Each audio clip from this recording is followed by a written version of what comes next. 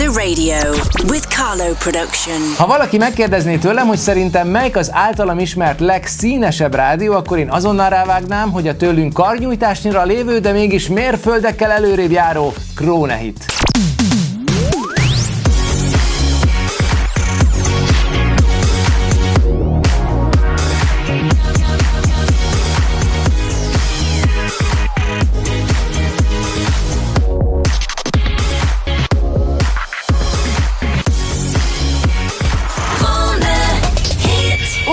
Ugye? Karlovics Karló Zsolt vagyok, audio imaging producer. Ezúttal Bécsben, a Kronehit rádióban jártunk, és annyi érdekességet láttunk és hallottunk, hogy ezt is több részben fogom nektek megmutatni. Rüdigerrel, a Kronehit stratégiai és digitális transformációért felelős vezetőjével beszélgettem.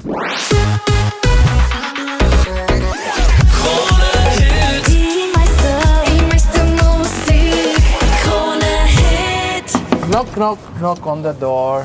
Good morning! Hey Carlo, good to see you again. How are you? Fine. I woke up 5 o'clock morning, so wow, it was But you look, yeah, it's okay. I'm Rüdiger, I'm 55. I started with radio in 1991 as a radio pirate in Austria, which at the time was highly illegal, and I could go to jail for 3 months, but I could drive my car faster than the police could, so that was good for me. And in 1998, when commercial radio finally was legal in Austria, I joined 88.6 in Vienna, worked there for a few years, had the best job in my life, which was being a traffic reporter in a helicopter, and I think nothing will ever top that, so that was pretty cool. And after that, I went to Kronehit Radio, and I'm working now here for many years, so it was in 2001, so it's now 23 years. And I started as a director of entertainment, so doing promotions. Then I took over the news department. Then I was program director for about 13 years. And now I'm responsible for digital transformation and new workflows, because I think that radio is one of the few businesses that didn't change their workflows in the last 20 years too much. Because when I look back in the middle of the 90s, when it was the first time in the studio, it was pretty much the same. Obviously, the mixer wasn't so nice like here, but still, there was a mixer, there was a playout software, there was a cutting software. Nowadays, we have a mixer, we have a playout software and a cutting software.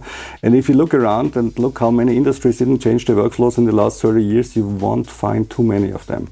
And the reason was because it still worked. Why would you change it if it still works? But the issue now is that we have a big change in the audio environment. We need to produce more products more efficiently, and for that we have to change. Na akkor álljunk meg egy szóra. Azt már láthattátok az előző adásokból, hogy akikkel beszélgettem, nagyon sokan úgy kezdték, hogy több mint 20 éve kezdtem a rádiózást. Szerintem ti is nagyon sokan vagytok ezzel így. Sokan hívtatok az elmúlt hetekben, hogy én hogy látom, fel tudunk-e majd zárkózni valaha az általam bemutatott rádiókhoz?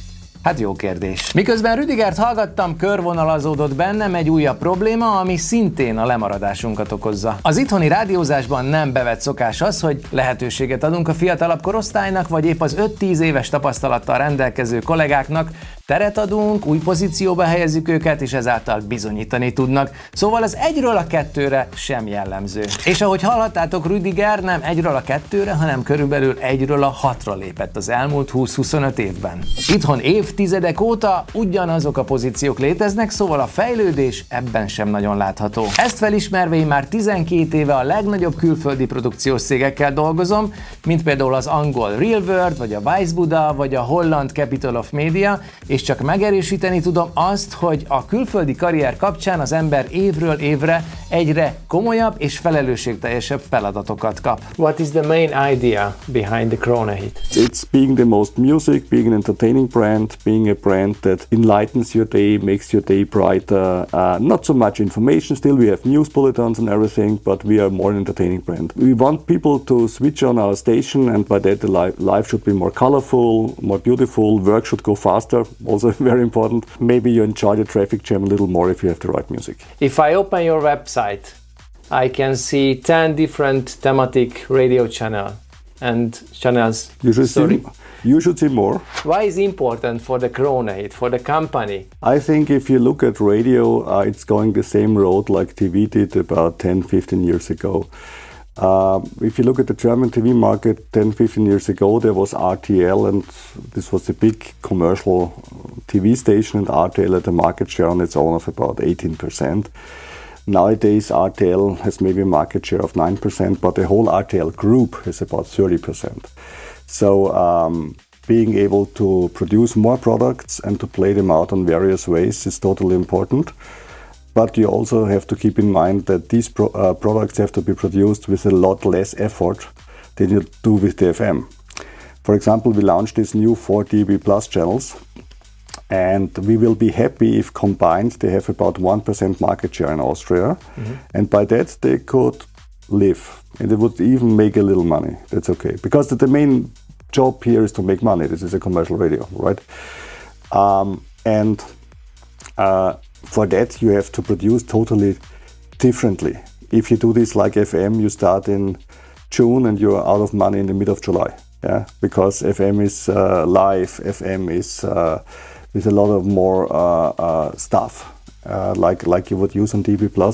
So these new workflows, that's really one of my core competences here at Kronehit. Like in many countries, radio is going towards a phase of consolidation. So the radio markets and revenues are not growing at high pace, to say it in a very friendly way. So one group will take over other stations, like we have seen it in Germany or in the UK, for example. If you look at the Capital Group versus Bauer Group, and they pretty much own the whole commercial market. Hungary is a little different, because there you have to be friends with Mr. Orban, so that's not market economy, that's a different thing. In Slovenia, for example, all the big stations are more or less in one group. In Slovakia, Bauer Group now has 4 channels nationwide, and that's pretty much how it's going.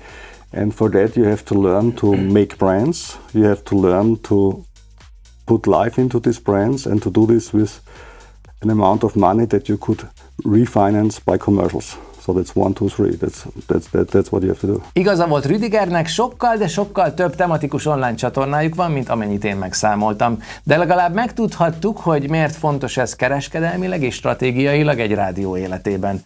Miért vagyunk ellenségei a reklámbevételnek?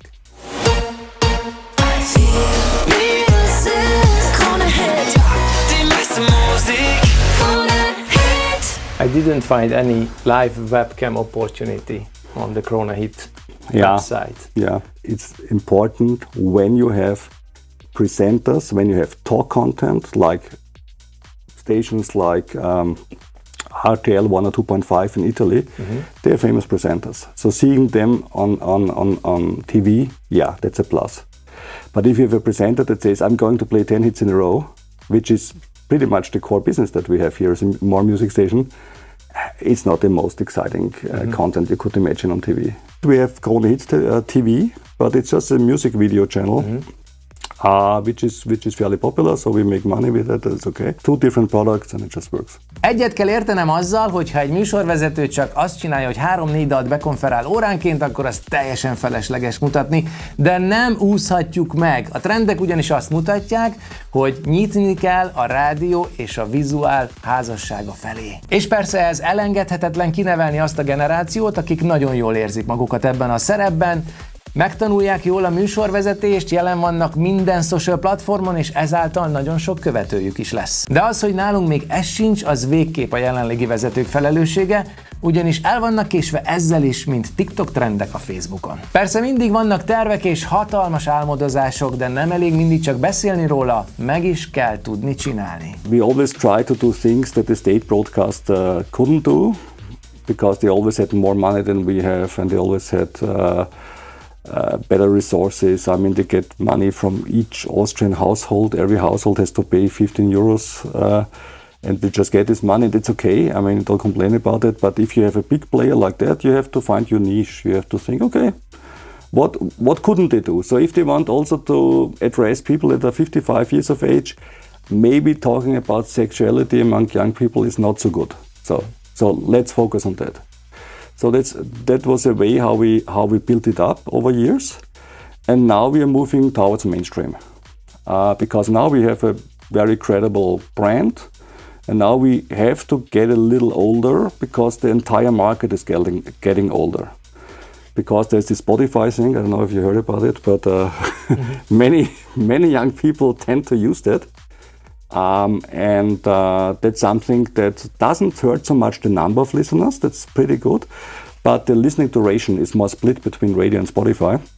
So typically a listener that's 35 to 49 would listen in Austria about 200 minutes, and if he's between 14 and 25, it would be like 100 minutes.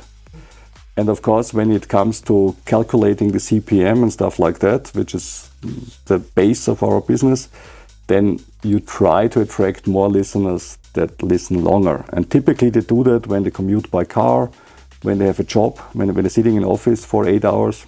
That helps.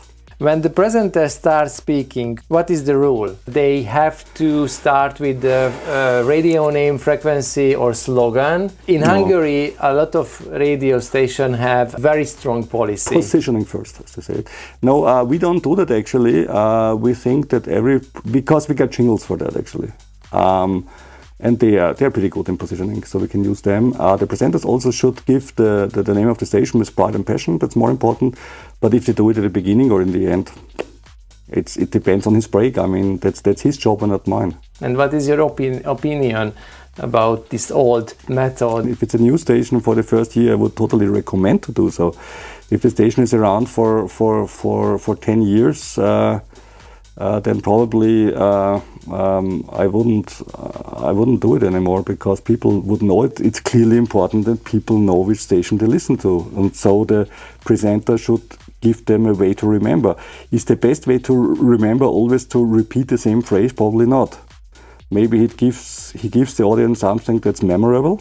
That would be great. Már erről is beszéltem egy korábbi adásban, hogy vannak sokkal hatásosabb módszerek leváltani a repetitív szlogen ismétléseket, de azért Rüdiger tanácsát is érdemes megfogadni. Remélem nagyon sok mindenkinek ismét hasznos volt a mostani Eye-Opener epizód is. Ha kérdés van, akkor karloproduction.com. Folytatjuk nem sokára a Kronehittel. Köszönöm az eddigi leveleket, és búcsúzom holland kollégám köszönésével. Adios!